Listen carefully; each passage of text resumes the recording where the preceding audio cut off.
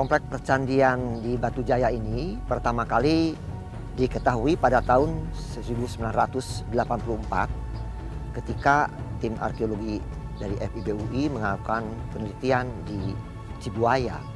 Dari penduduk diperoleh informasi bahwa di Batu Jaya ada gundukan-gundukan tanah yang disebut umur, dan ternyata di dalamnya itu adalah sisa-sisa runtuhan percandian. Nah, baru pada tahun 1985 survei-survei dan penelitian yang intensif dimulai di wilayah Batu Jaya ini. Dan pada waktu itu sudah teridentifikasi ada sekitar 11 unur yang di dalamnya itu merupakan runtuhan percandian.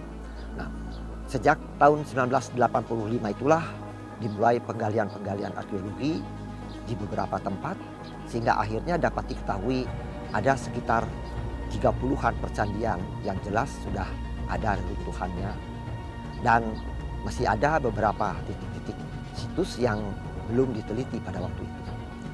Nah, kemudian penelitian-penelitian ini juga disusul oleh lembaga-lembaga lain seperti Pusat Penelitian Arkeologi Nasional, juga Direktorat Perlindungan Cagar Budaya dari universitas-universitas seperti UI, kemudian Universitas Tarumanagara, dan lembaga-lembaga lain. Terakhir itu dari lembaga Prancis, dari FAO juga melakukan penelitian di sini.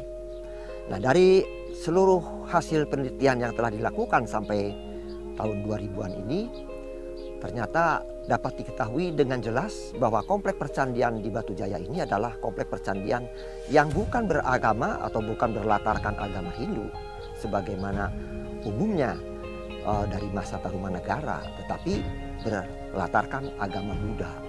Karena di situ ada teridentifikasi sejumlah sumber yang berupa prasasti yang dituliskan atau digoreskan pada lempengan emas, pada terakota dan bata bahkan, yang semuanya itu mengindikasikan adanya keagamaan yang bersifat Buddha.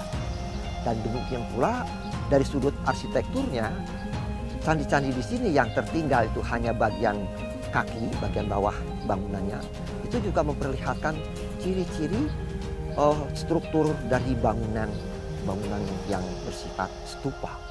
Sehingga jelas sekali bahwa komplek percandian di kawasan Batu Jaya ini semuanya berlatarkan agama Buddha, bukan agama Hindu.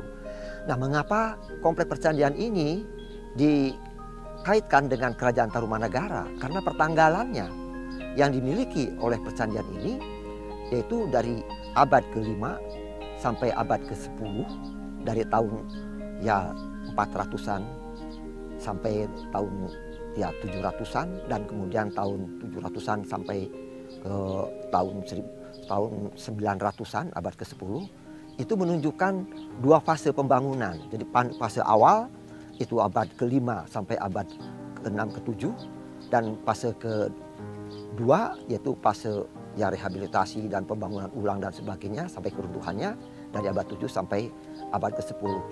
Pertanggalan ini diperoleh melalui pertanggalan dari bentuk aksara yang dipakai pada prasasti-prasasti Tarumanagara ini yang di wilayah percandian Batu Jaya itu dari abad ke-7 sebetulnya. Tetapi ada yang lebih tua lagi dari bangunan batanya itu dari pertanggalan karbon 14. Itu menunjukkan tahun-tahun 500-an, 400-an.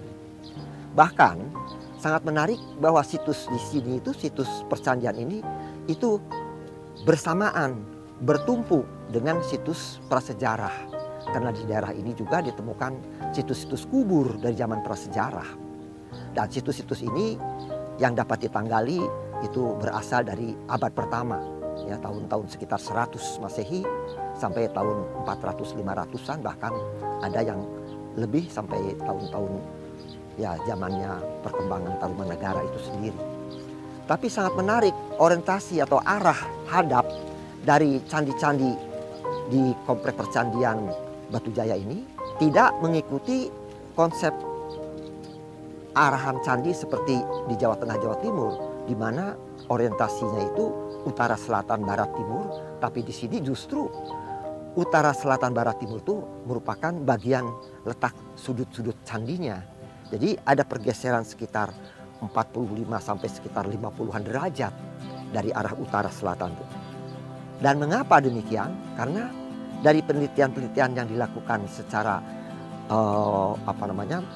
arkeologi prasejarah maupun arkeologi klasik, itu diperoleh suatu benang merah bahwa komplek percandian ini dibangun di atas komplek bangunan komplek yang sakral, komplek yang disucikan oleh orang-orang zaman prasejarah.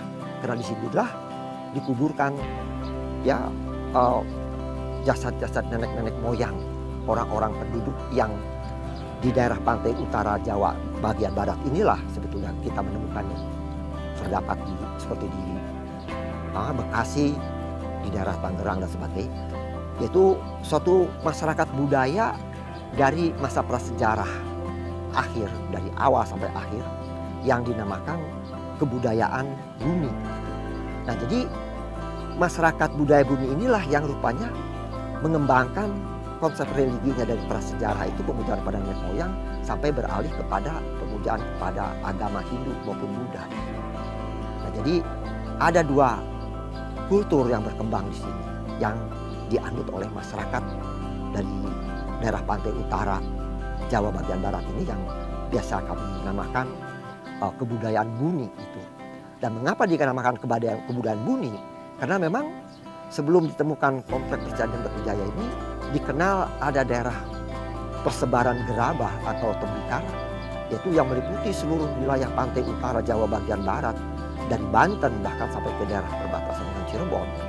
Itu ada satu kultur yang didominasi oleh kebudayaan gerabah. Gerabah-gerabah ini pertama kali memang ditemukan di Desa Buni, Kabupaten Bekasi. Jadi gerabah-gerabah ini dengan kebudayaannya itu dinamakan komplek gerabah Buni atau komplek kebudayaan Buni. Nah, rupanya masyarakat inilah yang pertama kali mempunyai hubungan atau mempunyai kontak budaya dengan orang-orang India, sehingga masuklah unsur-unsur agama Hindu, Buddha dan sebagainya di situ yang berkembang kemudian menjadi lahirnya kerajaan Tarumanagara. Mengapa? Karena kubur-kubur itu disertai dengan bekal kubur, itu benda-benda yang disertakan pada kuburan, yang diantaranya itu adalah benda-benda dari India, terutama ada suatu bentuk atau suatu jenis piring yang dinamakan ya piring berhias rolet, gitu, ya, atau dalam istilah Indianya sendiri dinamakan gerabah rolet atau roletted pottery. Gitu.